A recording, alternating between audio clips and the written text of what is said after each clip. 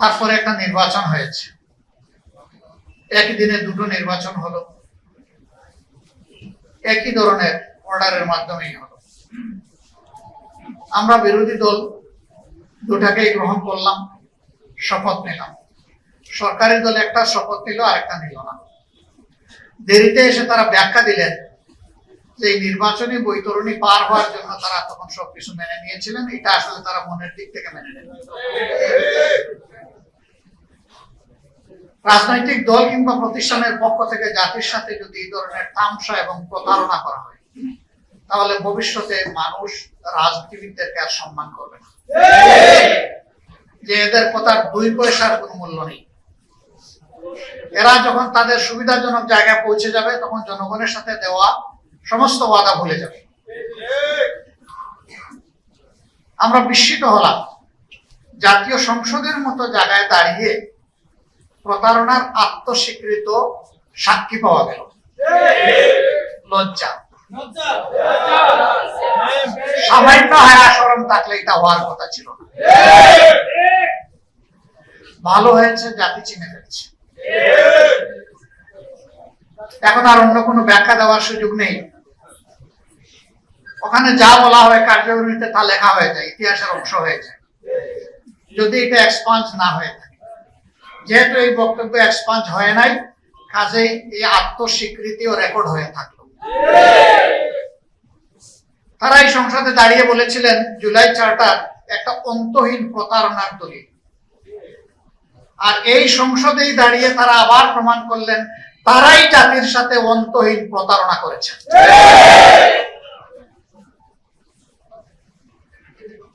তারা বলেন এই 4টা প্রশ্ন আমি বুঝি না, সাধারণ জনগণ বুঝে কিভাবে? আমার প্রশ্ন হলো 4টা প্রশ্ন যদি জনগণ না বুঝে, তাইলে 31টা বুঝে কিভাবে?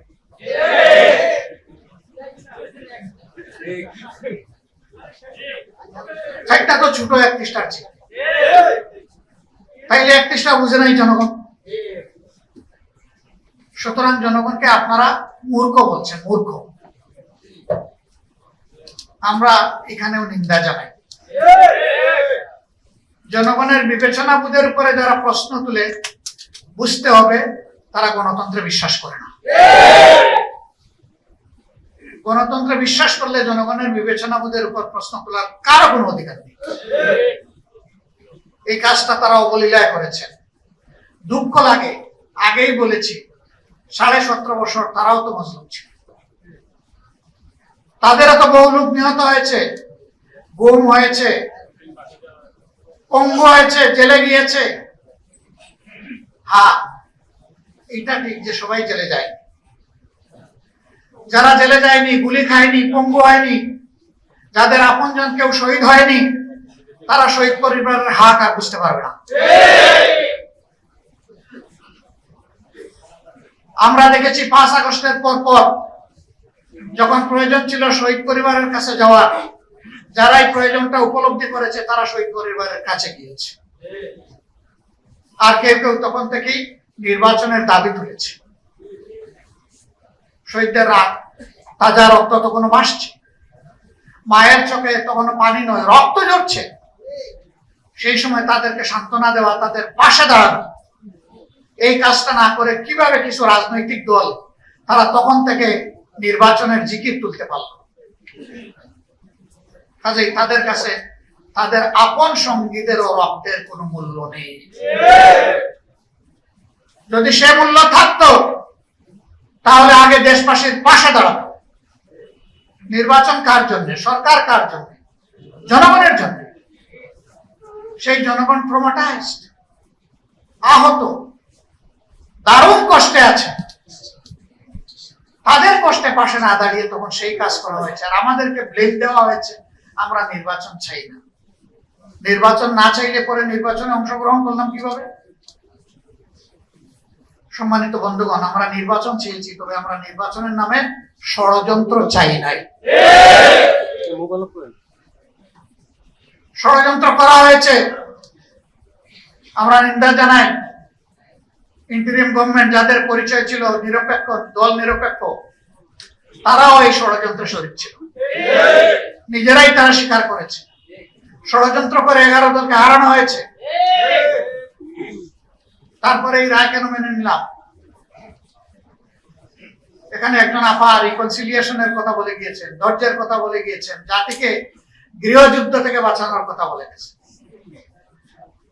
17.5 বছর পরে এই নির্বাচন নিয়ে ষড়যন্ত্রের ফসল হিসাবে যদি আমরা সেদিন রিভোল্ট করতাম, এই নির্বাচনের ফলাফল প্রত্যাখ্যান করতাম, তাহলে দেশে বিশৃঙ্খলা সৃষ্টি হলে এর শেষ কোথায় গিয়ে দাঁড়াতো কেউ জানে না।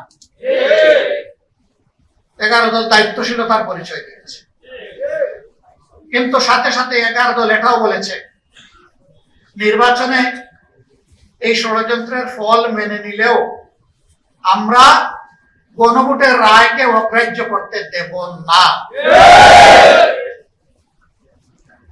এ পর্যন্ত 10 থেকে 11 বার আমার কাছে ফর্মাল প্রপোজাল এসেছে যে আসেন আমরা সংস্কার করার জন্য, সংশোধনের জন্য একটা সংশোধন কমিশন করি। আমাদের পরিষ্কার জবাব, সংশোধনের জন্য কোনো কমিশন লাগে না। সংশোধনের জন্য সরকারি দল ট্রেজারি বেঞ্চ থেকে বিল আনতে পারে, বিরোধী দল আনতে পারে। সেই বিল আসবে, বেটিং এ যাবে, আবার ফিরে আসবে, তারপরে আলোচনা হবে, আলোচনার পর ভোটে যাবে, ভোটে যদি এটা গ্রহণযোগ্য হয় তাহলে পাস হয়ে যাবে। এটার জন্য কোনো কমিশন লাগে না। এখানে সংশোধনী কমিশন করার জন্য গণভোট হয় না। গণভোট হয়েছে দেশের পচা রাজনীতির আমূল পরিবর্তন সাধনের জন্য, ফ্যাসিবাদের মূল কেটে দেওয়ার জন্য।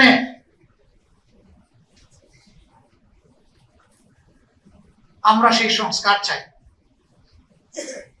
বিএনপি ওয়াদা থেকে সরে গিয়েছে। আপনারা কি চান আমরাও জাতির সাথে বেইমানি করি? আমরা বেইমানি করতে পারবো না। আমরা জাতিকে কথা দিয়েছিলাম, আমরা সেই জায়গায় আছি এবং আমরা কনফিডেন্ট, আমরা গভীর আস্থাশীল। জনগণের 70% মানুষের দেওয়া এই ভোট বৃথা যাবে না, ইনশাআল্লাহ এটা বাস্তবায়ন হবে।